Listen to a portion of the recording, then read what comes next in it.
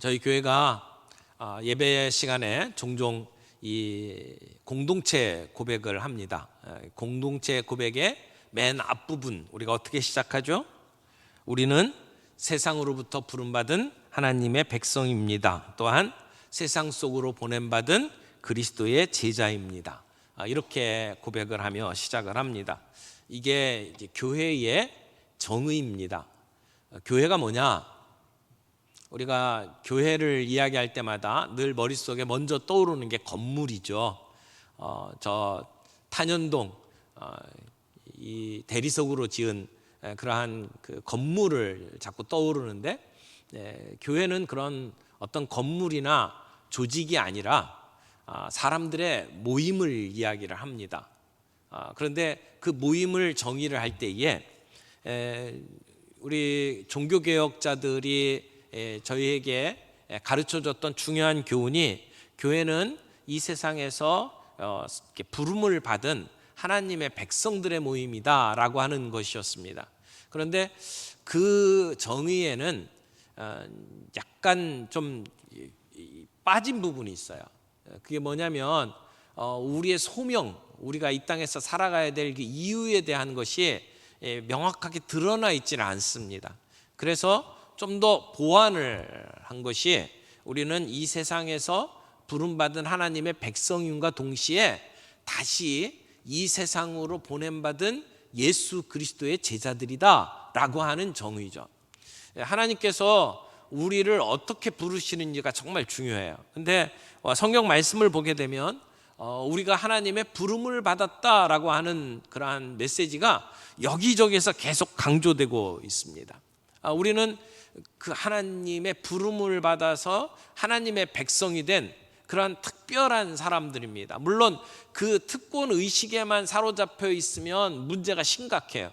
유대인들이 내가 하나님의 선택받은 백성이다라고 하는 선민 의식에만 사로잡혀서 본인들이 이 땅에서 해야 될 사명을 망각하고 그리고 결국은 하나님의 부르심 앞에 온전하게 살지 못했죠. 그런 모습들이 혹시 우리에게 있지는 않은지 우리들이 좀 살펴볼 필요가 있습니다. 교회라고 하는 말을 이제 그 원어로 따져보면 헬라어, 이제 신약 성경이 쓰여진 헬라어에 쓰여진 교회라고 하는 단어는 에클레시아라고 하는 단어예요. 우리가 상식적으로 좀 기억해둘 필요가 있습니다. 에클레시아라고 하는 말은 이제 불러냈다라는 뜻이에요. 불러낸 사람들의 모임이다, 이런 뜻이 이 에클레시아라는 말의 뜻입니다. 원래는 이 헬라 사람들이 민주 정치를 하기 위해서 모여들어서 같이 회의하고 이렇게 투표를 하고, 그래서 이렇게 모여든 사람들을 가리키는 말이었는데, 이것이 성경에서는 하나님께서 불러내어서 따로 세운 하나님의 사람들을 가리킬 때에 사용하는, 교회를 지칭하는 말로 사용이 됩니다. 그런데 구약에서는 교회를 뭐라고 이야기를 하냐면 카할이라고 하는 단어를 사용을 했어요. 카할이라고 하는 단어는 이스라엘 백성들을 불러 모을 때에 이렇게 부는 나팔 소리를 이야기합니다. 그러니까 이스라엘 백성들이 곳곳에 흩어서 지내잖아요. 특별히 이제 광야를 지나올 때에도 이스라엘 백성들이 텐트 치고 이렇게 쭉 흩어져 있을 때에 그들을 움직이는 방법으로 나팔을 사용을 했죠. 그래서 하나님 앞에 나아올 때가 되면 나팔을 길게 붑니다. 외적이 침입을 해서 위기 상황이 되었을 때 군대를 소집할 때에도 나팔을 붑니다. 그러면 그 소리를 듣고 사람들이 모여들죠. 그러니까 이스라엘 백성들을 불러내는 그 소리를 이 카할이라고 하는 단어로 표현을 했는데, 이것이 결국은 교회를 의미하는 말이에요. 교회는 하나님의 부르심을 받아서 모여든 공동체입니다. 하나님이 부르시지 않으면 교회가 될 수가 없어요. 우리끼리 모여가지고 우리가 어떤 계모임을 하고 어떤 조직을 했다고 해서 그걸 우리가 교회라고 말할 수가 없습니다. 하나님의 소환장을 받고 그 부름 앞에 응답한 사람들이 모인 곳이 교회다라고 말할 수 있어요. 하나님은 우리를 어둠에서 광명으로 불러내셨습니다. 우리를 죄악 가운데에서 우리를 건져내셨습니다. 그래서 우리는 이전에는 하나님의 백성이 아니었습니다. 근데 이제는 하나님의 백성이 되었죠. 이전에는 우리가 긍휼을 얻지 못했습니다. 그러나 이제는 긍휼을 얻는 백성이 되었죠. 그래서 우리는 교회를 가리켜서 이 세상에서 불러내신 하나님의 부름을 받고 모여든 하나님의 백성이다, 이렇게 정의를 내리는 겁니다. 근데 이 하나님이 불러내셨다라고 하는 개념을 가장 잘 설명해 놓은 본문이 오늘 우리가 함께 읽은 예수님의 이 비유입니다. 마태복음 22장에 나오는 이 예수님의 비유는 하나님 나라의 백성들이 어떻게 이루어졌는지를 잘 설명해 주고 있습니다. 오늘 이 말씀을 살펴보면서 우리가 어떻게 구원받았는지, 그리고 구원받은 자로서 우리가 어떻게 살아야 될지 함께 생각해 보는 시간이 되기를 바랍니다. 첫 번째, 여기 내용을 보게 되면 초청을 받죠. 초청받은 사람들이 있습니다. 2절 말씀 보겠습니다. 2절 말씀, 천국은 마치 자기 아들을 위하여 혼인잔치를 베푼 어떤 임금과 같으니, 여기서 천국이라고 하는 것은 하나님 나라를 이야기합니다. 마태는 하늘나라로 표현을 했어요. 그런데 이 마태복음을 대하는 사람들의 첫 번째 독자는 유대인들입니다. 근데 유대인들은 하늘 그러면 하나님으로 알아들었던 사람들이에요. 그래서 성경에 보면 내가 아버지와 하늘에 죄를 지었습니다, 그렇게 표현할 때 그 하늘은 하나님인 것을 사람들이 다 알고 있어요. 그래서 여기서 하늘나라라고 표현한 것은 이 다른 누가 같은 경우에는 하나님 나라라고 꼭 표현을 했죠. 그래서 하나님 나라라고 하는 것을 우리가 기억할 필요가 있습니다. 하나님의 나라는 어떤 것과 같다고요? 마치 자기 아들을 위하여 혼인잔치를 베푼 임금과 같다라고 이야기를 합니다. 그래서 임금이 잔치를 베푼 이야기를 하고 있습니다. 여러분, 인생사 중에 가장 기쁜 날 중에 하나가 결혼식이죠. 결혼하는 날 참 기쁜 날입니다. 그런데 임금이 자기 아들의 결혼을 이렇게 만들고, 그리고 이제 잔치를 베푸는 그러한 시간이 된 겁니다. 임금이 그 왕자의 결혼식을 이제 준비했다라고 하는 것은 단순히 한 집안의 일이 아닙니다. 이건 국가적인 행사입니다. 그리고 그 잔치 자리에는 아무나 오지 못하죠. 왕족들, 그리고 고관, 대작들이 함께 모이고 외국의 사신들이 함께 모이는 자리입니다. 그런데 임금은 그런 자리에 지금 자기의 백성들을 초청을 했습니다. 초청도 오래전에 먼저 보냈습니다. 이때는 혼인잔치가 보통 일주일 정도 되잖아요. 일반적인 유대인들의 혼인잔치가 일주일입니다. 왕은 더 길게 할 수 있겠죠. 그런데 그 준비를 하면서 대략 언제쯤 결혼식을 할 거다라고 하는 것을 사람들에게 알립니다. 그래서 초청장을 보내요. 그리고 난 다음에 준비가 다 되었을 때에 다시 종들을 보내서 그들을 초청을 하게 되어 있습니다. 그래서 본문에서도 이런 절차에 따라서 지금 이 결혼식이 진행되고 있습니다. 초대를 받았으면 이제 그날을 계산을 하고 미리미리 자기 주변을 정리하고 그 잔치에 참여할 수 있도록 준비해야만 했습니다. 임금의 초청이니까 얼마나 귀한 초청입니까? 그래서 이제 날짜가 다가오니까 임금이 하인들을 또 보냈습니다. 그래서 이제 준비가 다 되었으니까 오십시오. 아마 타고 올 수 있는 마차도 준비하고 뭐 여러 가지 그들이 올 수 있는 최대한 준비를 해서 종들을 보냈겠죠. 그런데 이상한 일이 생겼습니다. 초청을 받은 사람들이 참석하기를 싫어했습니다. 3절 말씀 보세요. 그 종들을 보내어 그 청한 사람들을 혼인잔치에 오라 하였더니 오기를 싫어하거늘. 임금이 신하들에게 결혼식에 초청을 했단 말이에요. 그런데 거기에 참석하는 것은 너무나 당연한 일이죠. 신하들이 그 자리에 참여하는 것은 왕에 대한 충성의 표현입니다. 만약 거기에 참여하지 않는 것은 마치 반역에 해당하는 일과 마찬가지일 거예요. 그런데 그들이 가기를 싫어했습니다. 요즘 표현으로 하면 간이 배 밖으로 나온 사람들이다 이렇게 표현할 수 있을 정도로 아주 말이 안 되는 반응을 보이는 겁니다. 그런데 임금이 어떻게 합니까? 4절 보세요. 다시 다른 종들을 보내며 이르되 청한 사람들에게 이르기를 내가 오찬을 준비하되 나의 소와 살찐 짐승을 잡고 모든 것을 갖추었으니 혼인잔치에 오소서 하라 하였더니 왕이 또 다른 종을 보냈어요. 아마 의사소통에 뭔가 문제가 있었나 보다라고 생각을 했는지도 몰라요. 그래서 포기하지 않고 다시 종을 보냅니다. 오라고 했는데 오기를 싫어하면 왕은 처벌을 하는 것이 마땅할 거예요. 그런데 이 왕은 다시 한번 공손하게 종을 보냅니다.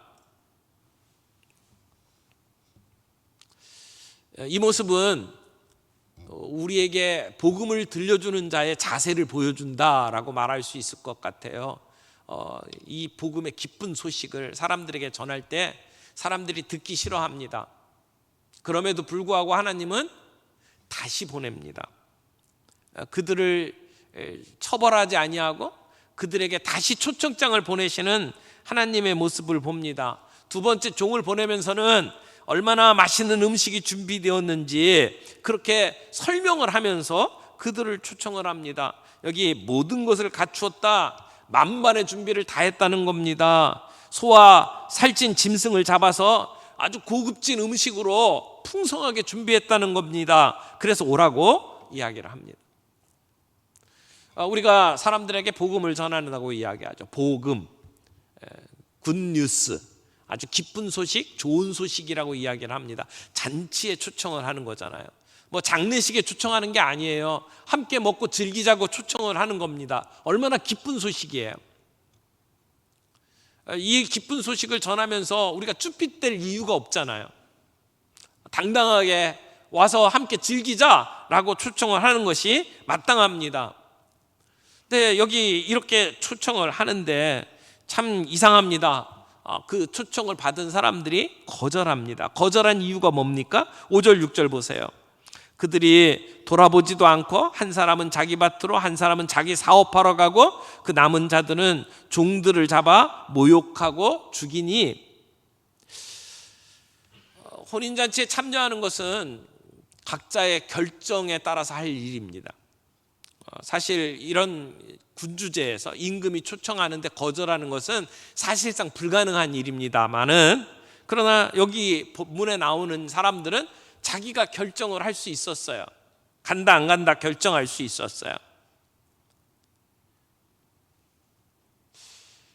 얼마나 변변치 않은 임금이면 신하들이 그 왕의 초청에 거절을 할까요? 이 이야기를 보면서 참 이상하게 느껴지는 게 그 부분입니다. 임금이잖아요.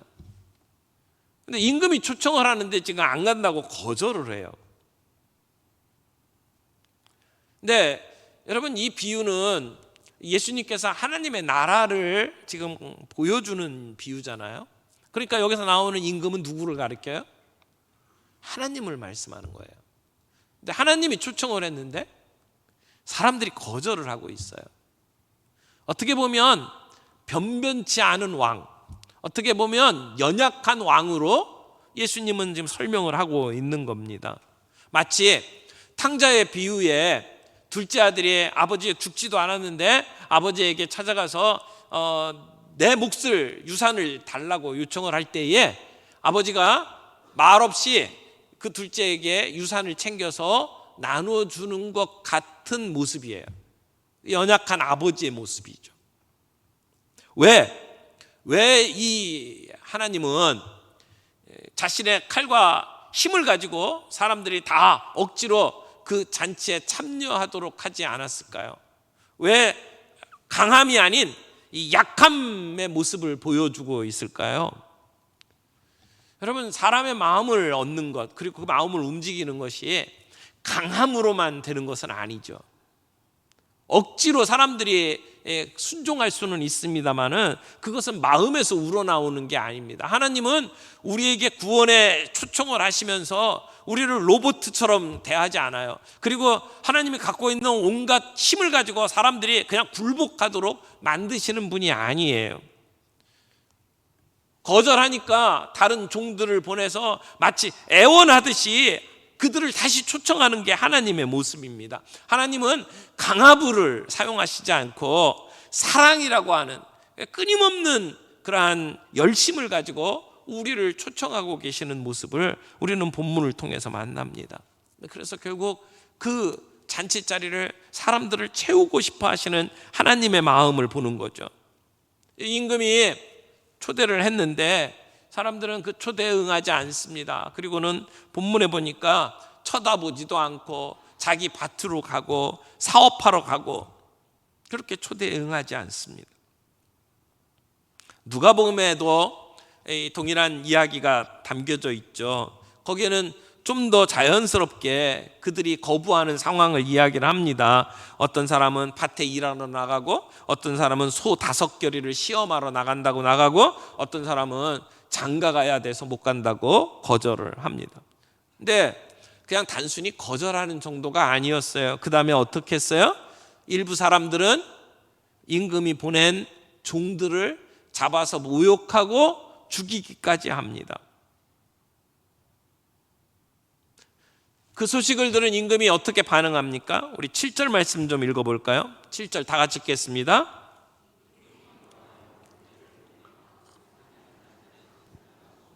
그 동네를 불사르고 임금이 분노했습니다. 그리고는 군대를 보냈습니다. 그래서 그 살인한 자들을 진멸하고 동네를 불살랐습니다. 지금 잔치를 하겠다고 사람을 초청했다가 지금 군대를 보내갖고 진멸하는 일이 벌어졌어요. 아주 끔찍한 일이 벌어졌죠. 어떻게 보면 이 장면이 너무하다 싶은 생각이 들 거예요. 아니 어떻게 이럴 수가 있냐. 임금이 종들을 보내서 초청을 했는데 사람들은 그 종을 모욕하고 결국은 그 종을 죽였습니다. 근데 그것을 임금이 가만히 두고 보면 안 되죠. 자기의 종들 죽이기까지 한 자들, 거절한 것까지는 이해할 수 있겠어요. 근데 종들을 죽인 자들을 내버려 두면 안 되죠. 그러니까 임금이 군대를 보냈습니다. 그리고 살인한 자들을 진멸합니다. 오늘 본문에 보면 그냥 거절한 사람들을 죽인 게 아니에요. 보낸 종들을 죽인 살인자들을 진멸했다고 성경은 이야기하고 있습니다. 초대에 거절한 사람들이 괘씸해서 저지른 일이 아닙니다. 임금은 종들을 죽인 살인자들을 처단했습니다.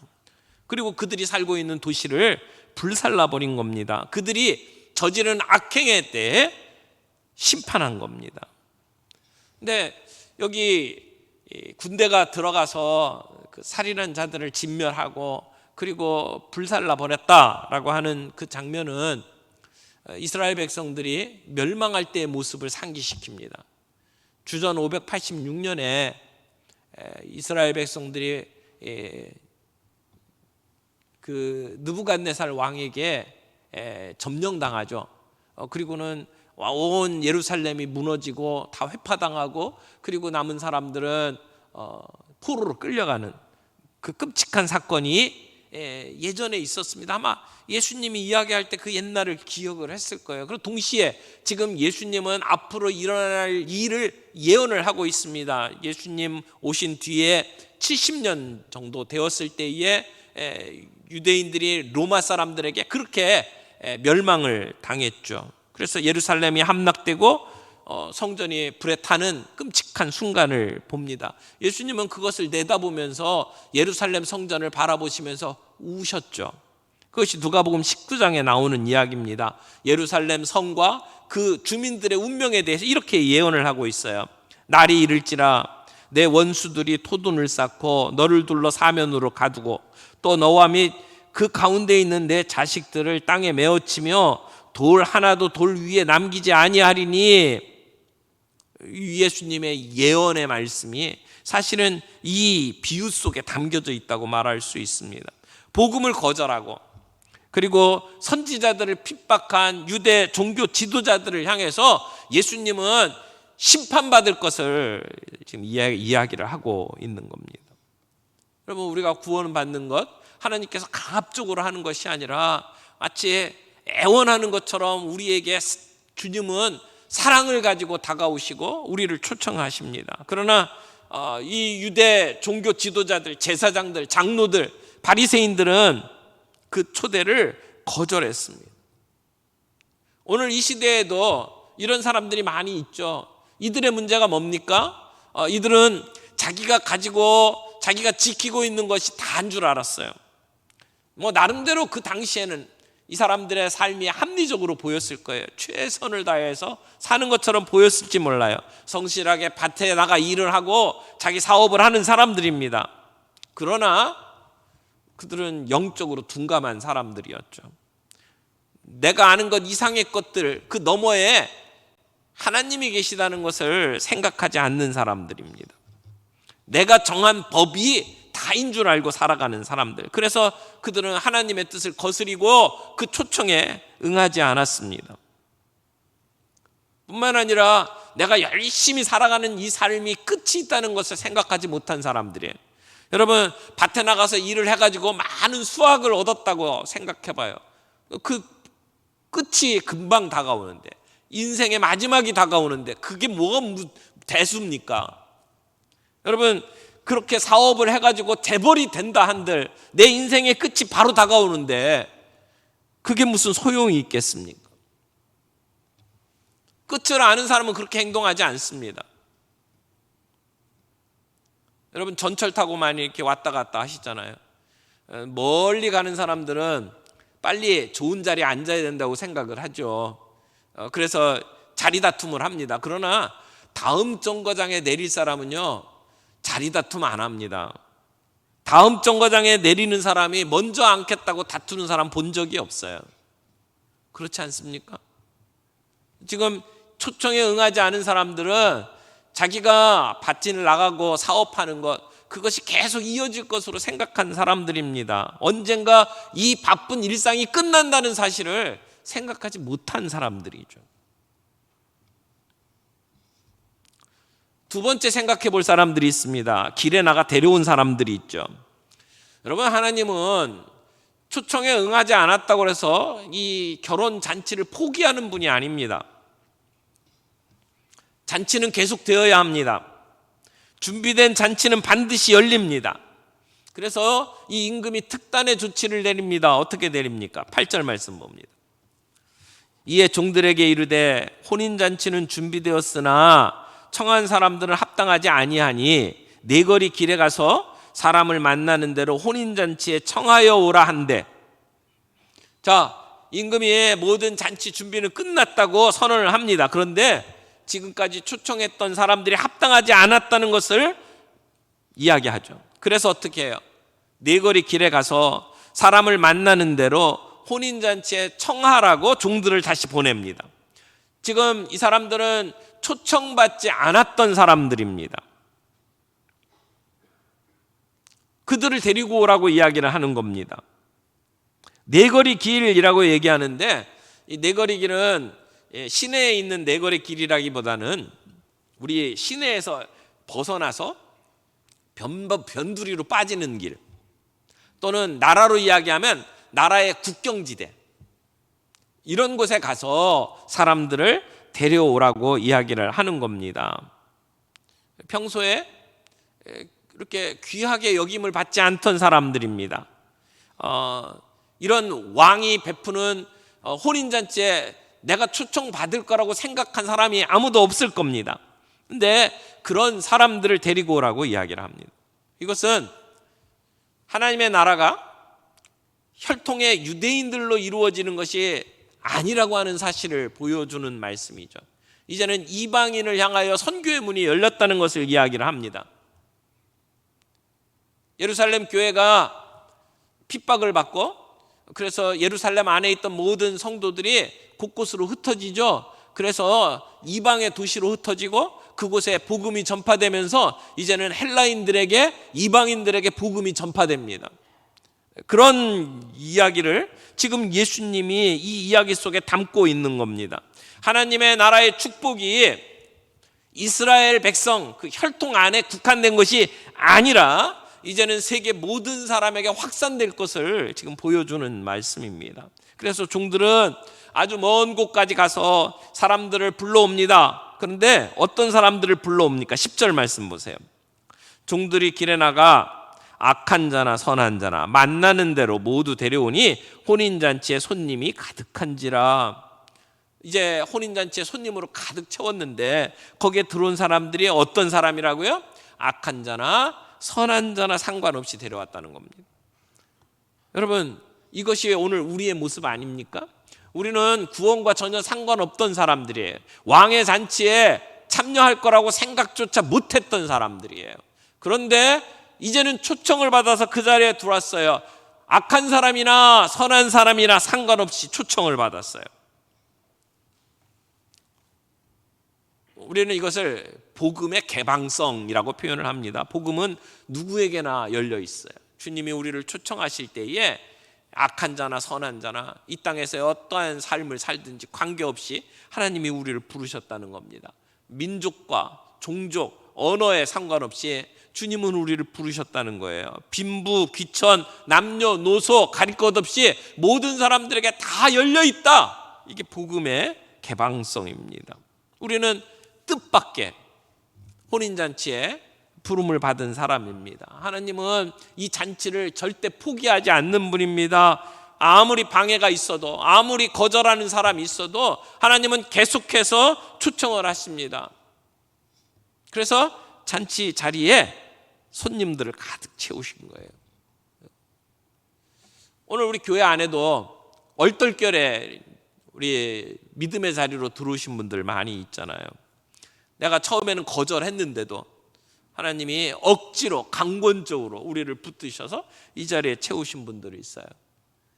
어떻게 보면 교회 가는 걸 핍박했던 사람도 하나님께서 그를 다시 부르시고 그리고 이 자리로 이끌어 오셨습니다. 자발적으로 오신 분도 있지만 핍박받아서 억지로 강제로 이 자리에 들어오신 분도 있을 겁니다. 여러분, 그렇게 이 잔치 자리를 하나님께서는 채우셨습니다. 사도 바울이 그렇게 얘기하죠. 우리가 학벌이 변변하냐? 우리가 무슨 대단한 권력이 있었냐? 내가 세상에 어떤 배경으로 볼 때에 뭐 스펙으로 볼 때에 세상에 대단한 사람이 아니었는데 하나님이 우리를 부르시지 않았느냐? 이게 사도 바울의 고백이었습니다. 맞습니다. 우리가 세상적으로 볼 때 대단한 것 가지고 있지 않음에도 불구하고 춥고 배고프고 힘든 삶을 살아갔던 사람들이 그 복음을 받아들이고 주님 앞에 나오도록 만드신 것, 이게 하나님의 방법이었습니다.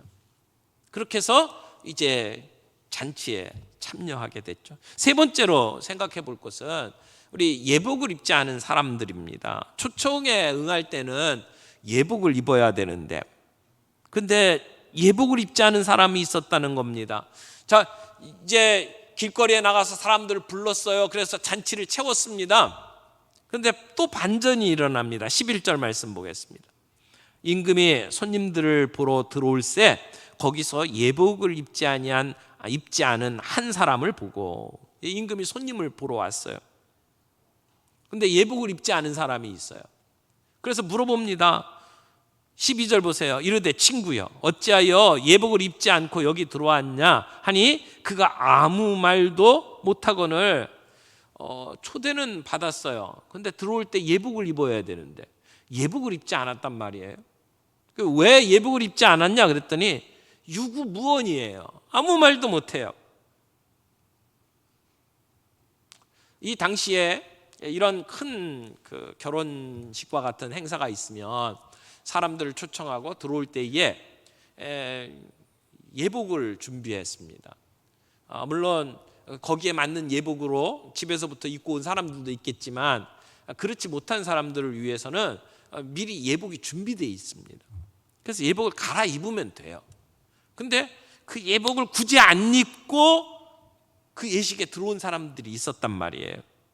어쩌면 내가 입고 있는 이 옷만으로도 나는 깨끗하고 괜찮다라고 생각을 했는지 몰라요. 그러나 그 자리에 초청한 사람이 그렇게 드레스 코드를 준비를 했잖아요. 그렇게 예복을 입도록 만들었다면 거기에 따라주는 것이 예의죠.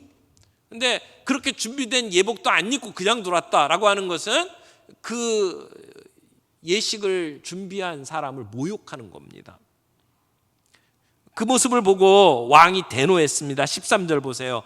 임금이 사환들에게 말하되 그 손발을 묶어 바깥 어두운 데에 내던지라. 거기서 슬피 울며 이를 갈게 되리라 하니라.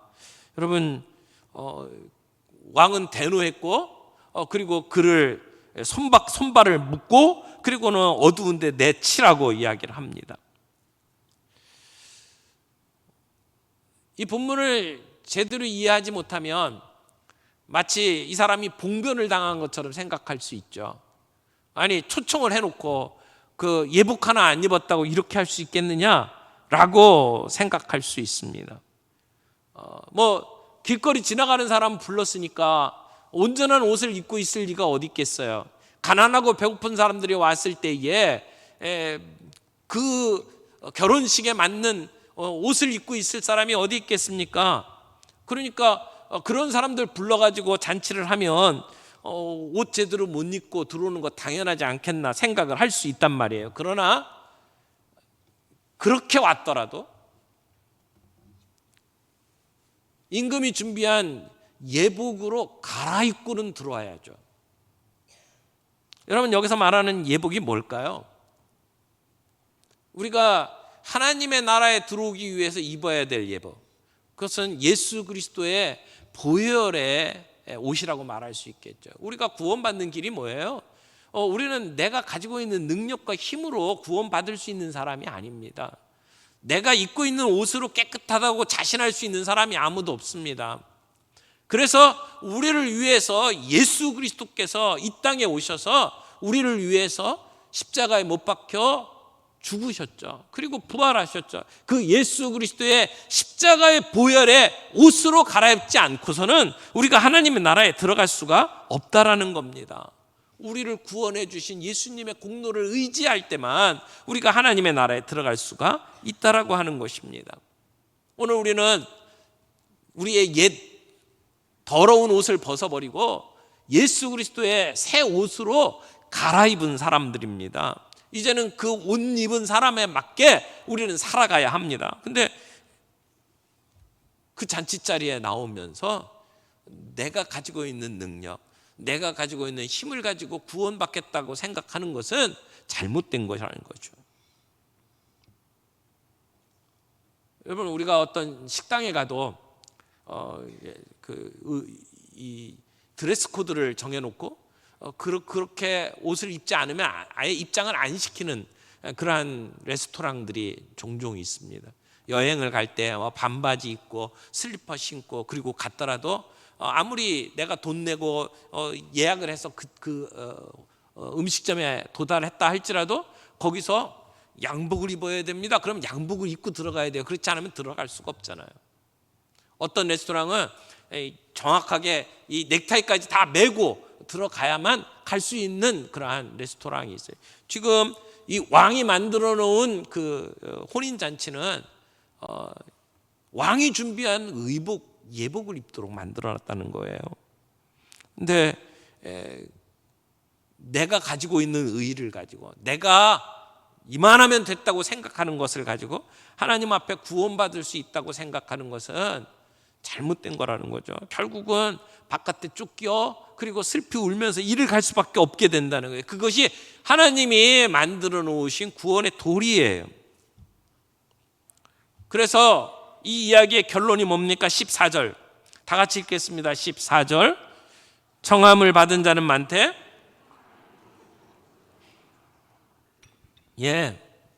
부름을 받은 사람은 많았어요. 초청장을 받은 사람은 많았어요. 그러나 그 예식 자리에 들어가서 함께 즐긴 사람은 적었다라고 이야기를 하는 겁니다. 하나님의 나라에 들어가는 사람들은 예복을 준비해야 합니다. 십자가의 복음을 받아들여야 된다는 것이죠. 그래서 하나님의 아들을 믿는 믿음 안에서 우리가 구원받는다라고 하는 것을 우리는 기억할 필요가 있습니다. 그런데 지금 그렇게 그 예식 자리에 들어가는 사람들에게는 선한 사람이나 악한 사람이나 가리지 않고 누구나 다 불러서 들어갈 수 있었다. 그런데 들어갈 때는 예복을 입어야만 한다. 여러분, 오늘 우리에게도 동일하게 들려주시는 그러한 초청의 말씀이라고 생각을 합니다. 모든 사람에게 문은 열려 있어요. 남녀노소 가리지 아니하고 민족과 방언 가리지 아니하고 모든 사람에게 문이 열려 있어요. 그러나 그들이 그 문을 열고 예식에 참여하려면 예복을 입어야 된다라고 하는 것이죠. 우리의 잔치를 준비하시고 우리를 초청하시는 하나님, 거절함에도 불구하고 계속해서 초청장을 보내시는 그 하나님의 모습을 여기서 우리가 봅니다. 동시에 하나님이 만드신 구원의 길 외에 다른 것을 주장하고 내가 구원받을 수 있다고 자신하는 사람들에 대해서는 심판하시는 하나님의 모습도 여기에 나옵니다. 오늘 우리는 그 주님의 초청에 응답하고 그 예식 자리에 함께 참여한 사람들입니다. 이게 오늘 우리 교회라는 거예요. 오늘 우리 교회는 부름 받은 자들의 모임입니다. 예식을 예복을 입고 그리고 예수 그리스도의 그 피의 복음을 받아들이고 그래서 내게는 구원받을 자격이 없습니다. 오직 주님만 의지합니다. 라고 하는 고백을 통해서 함께 모인 하나님의 백성의 모임, 이게 교회라는 것이죠. 근데 우리 지상교회 안에는 예복을 입은 사람이나 예복을 입지 않은 사람이나 지금 함께 있습니다. 이게 이제 마태복음 13장에서는 그 알곡과 가라지로 설명을 하고 있어요. 의복을 입은 사람과 의복을 입지 않은 사람, 그러니까 예복을 입은 사람과 예복을 입지 않은 사람을 알곡과 가라지로 설명을 하고 있죠. 그래서 어떤 사람이 자기 밭에 씨를 뿌렸는데, 근데 원수가 거기에 와서 곡식 가운데 가라지를 덧뿌리고 갔단 말이에요. 그래서 그 곡식도 자라지만 가라지도 함께 자라요. 그래서 그 종들이 이 가라지 다 뽑을까요? 라고 하니까 주인이 가만두어라. 자칫하면 곡식까지 다 뽑아버릴까? 염려하노라. 그렇게 이야기하면서 가만히 두라고 이야기를 합니다. 여러분, 마태복음 13장 29절 말씀, 30절 말씀 좀 봅니다. 주인이 이르되 가만두라. 가라지를 뽑다가 곡식까지 뽑을까 염려하노라. 둘 다 추수할 때까지 함께 자라게 두라. 추수 때에 내가 추수꾼들에게 말하기를 가라지는 먼저 거두어 불사르게 단으로 묶고 곡식은 모아 내 곡간에 넣으라 하리라. 가라지 뽑다가 곡식까지 뽑을까 염려하기 때문에 가만히 두라는 거예요. 언제까지? 추수 때까지. 지금 이 예복을 입지 아니한 사람, 예복을 입은 사람 언제 구분하는 거예요? 마지막 때. 우리가 교회 안에서 신앙생활하면서 우리 안에는 알곡도 있고 가라지도 있다는 것을 기억할 필요가 있어요. 그러나 우리의 눈으로는 누가 알곡이고 누가 가라지인지 구분할 수가 없어요. 여러분, 교회 생활하면서 부딪히고 힘든 생활을 한다고 그래서 저 사람은 가라지구나, 저 내쫓아야지, 그렇게 생각하면 안 됩니다. 왜? 우리 눈에 그게 보이질 않아요. 그건 주님이 판단하실 일이에요. 우리가 알곡과 가라지를 구분하면 안 됩니다. 추수 때까지 가만히 두래요. 근데 놀라운 것은 하나님께서 그런 가라지들을 통해서 알곡들을 훈련시킵니다.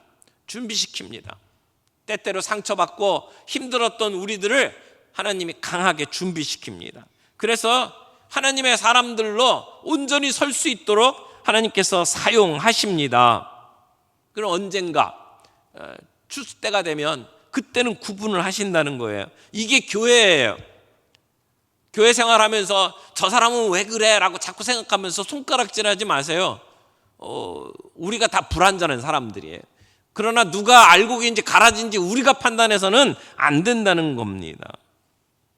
단지 지금 여기에 초청을 거부한 사람들, 예복을 준비하지 못한 사람들, 그들은 하나님의 나라에 들어가지 못한다는 것뿐이죠. 여러분, 우리는 어디에 속한 사람들이에요? 오늘 많은 사람들 가운데 하나님의 초청을 받고 우리가 그 혼인잔치에 들어온 사람들입니다. 우리는 예수 그리스도를 나의 구주로 영접하고 그분을 의지하면서 하나님의 자녀가 된 사람들이에요. 오늘 우리가 구원과 상관없던 이방인이었는데 하나님이 우리를 구원해 주셨어요. 그래서 우리가 이 자리에 와서 함께 찬양해요. 얼마나 감사합니까? 그 자리에 들 수 있었던 것, 그것으로 우리가 감사하고 감격해하는 것, 그건 오늘 우리들에게 합당한 모습이죠. 하나님이 우리를 불러주셨어요. 불러주셨기 때문에 이 자리에 나와 있는 것 아닙니까? 그러기에 우리는 기쁨과 감격으로 하나님을 찬양합니다. 여러분, 우리에게 그 기쁨과 감격이 있습니까?